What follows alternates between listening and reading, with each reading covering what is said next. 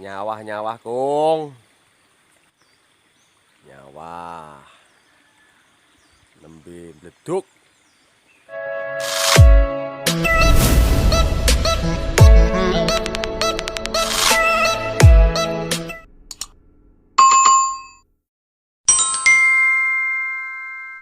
Assalamualaikum warahmatullahi wabarakatuh. Pemirsa, pada pagi hari ini saya ke sawah untuk mengetahui perkembangan padi saya saat ini. Setelah meleduk, ini kan segera lagi akan terisi ya. Jadi buliran-buliran ini akan segera terisi. Namun bagaimana di saat ini cuaca yang intensitas hujan yang masih luar biasa, apakah mempengaruhi dari beleduknya si padi ini ya? Tentunya sedikit banyak juga mempengaruhi. Namun kami sudah beberapa tahun ini menerapkan ya, ini berbagi saja guys. Jadi bagi para petani, para kaula muda khususnya ya, ayo tani aja gengsi, karena tani ini juga solusi gitu. Jadi gini, padi ya, padi yang sudah meleduk seperti ini ya, ini untuk masalah airnya ini jangan terlalu banyak dialiri air. Jadi ketika padi sudah pada ada isinya ya, di pucuk-pucuknya sudah ada isinya, segera saja ini dikurangi airnya ya. Nyemek guys, nyemek.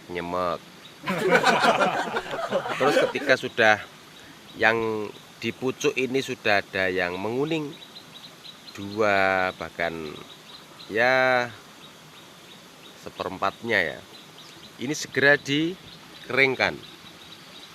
Jadi sawah segera disat ya, biar cepat untuk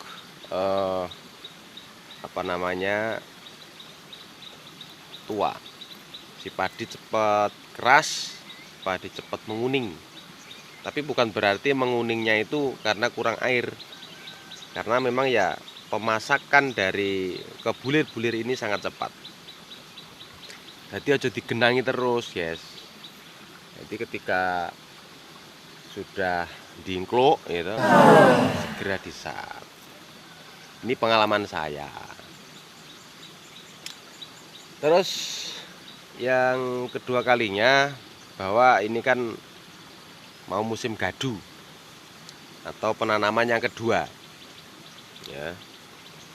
Penanaman yang kedua harus mencari, paling tidak khususnya yang di wilayah pegunungan seperti saya, mencari bibit padi yang usianya ini cukup relatif pendek ya, taruh aja 70 hari 80 hari ya, sudah panen. Karena apa? Kita menjaga nih guys untuk air yang mungkin sulit itu. Nah, seperti padi-padi saya ini, saya menggunakan varietas Inpari ya. Inpari ya, sebenarnya Inpari ini belum banyak yang menanam karena ada beberapa alasan tertentu. Namun ya tidak ada salahnya saya mencoba. Jadi biasanya begini, ketika penanaman yang pertama itu menggunakan varietas hibrida, diharapkan penanaman yang kedua nanti berbeda varietas ya, tidak usah menggunakan hibrida. Dan sebaliknya, kalau yang pertama itu menggunakan varietas non hibrida, bisa yang kedua itu nanti menggunakan hibrida. Karena untuk mengatasi serangan-serangan hama yang serupa di waktu penanaman yang pertama. Ya ini sebenarnya hanya pengalaman yang sudah saya alami ya itu ya, berdasarkan hasil riset saya. Jadi intinya para petani, para pemuda, warga, mari kita bertani, belajar bercocok tanam, khususnya menanam padi.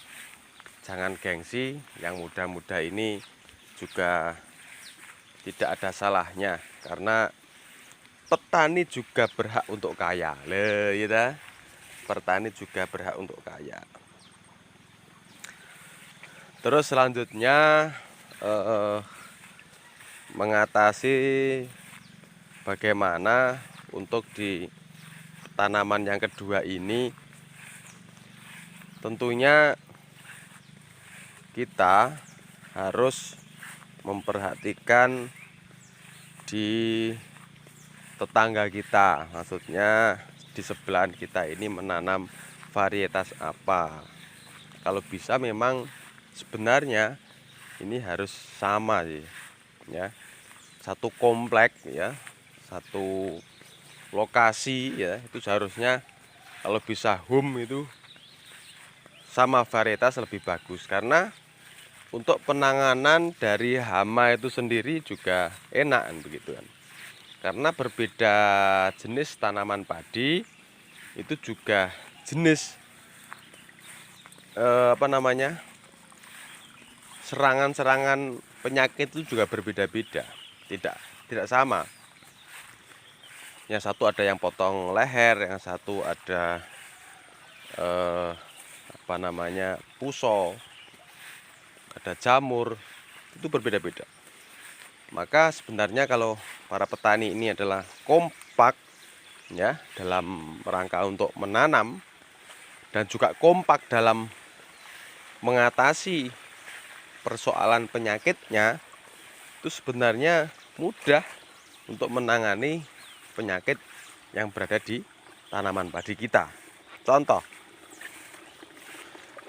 ketika satu tempat ini disemprot ya pestisida ataupun apa untuk menangani permasalahan padi, ya sebenarnya harus kompak ya, kompak. Semuanya harus pada waktu itu menyemprot. Contoh aja sangkil untuk mengatasi hama. Ya seharusnya tidak hanya satu lokasi ya, semuanya harus kompak, sama-sama menyemprot sangkil untuk membasmi belalang ataupun serangga-serangga yang lainnya. Maka dari itu diharapkan dari pemerintah bagaimana untuk keharmonisan gapoktan para petani ini sangat diharapkan ya, tidak ada sifat individualisme ya, ben panen nggon aku dhewe liyane ben lah, ndak. Kalau bisa harus bersama-sama ya. Jadi mudah untuk mengatasi persoalan yang terjadi di tanaman padi kita. Jadi saya berharap ya, saya selaku penasehat dari Gapoktan Maju Makmur Desa Ploso, mari kita bersatu padu untuk mengatasi persoalan para petani, di khususnya adalah di tanaman padi ini. Ojo ngantek sambat nggunaku tek potong leher kabeh, nggunaku tek puso, nggunaku tek pangan wereng dan lain sebagainya. Oleh karena itu, mari kita selalu berkomunikasi baik dengan pemerintah desa maupun PPL, dalam kali ini yang tergabung di dalam Gapoktan Maju Makmur Desa Ploso, agar persoalan ini bisa diatasi sehingga kemakmuran ini bisa dirasakan bersama-sama. Oke sahabat tani, terima kasih perjumpaan kita pada kesempatan pagi hari ini. Jangan lupa sekali lagi menanam padi ini selayaknya kita mencintai keluarga. Jadi ya harus ada sebuah kasih sayang. Padi juga punya perasaan seperti kita, ya. Jadi paling tidak sehari 1 kali dilihat perkembangannya dan langkah apa yang segera diambil tindakan untuk si padi itu. Karena padi juga punya hak untuk hidup, hak untuk subur, hak untuk panen, ya. Semuanya punya hak seperti kita. Oke, jangan kemana-mana, ikuti terus di channel saya Lurah Gaul Gaul, dan jangan lupa agar Anda selalu mendapatkan informasi dari saya ataupun juga video-video kocak dari saya. Selalu tombol loncengnya, subscribe, komen, like, dan tentunya share agar channel ini bisa berkembang dan bermanfaat. Terima kasih, selamat pagi dan selamat beraktivitas. Semoga pagi hari ini selalu dalam lindungan Allah Subhanahu wa taala. Assalamualaikum warahmatullahi wabarakatuh.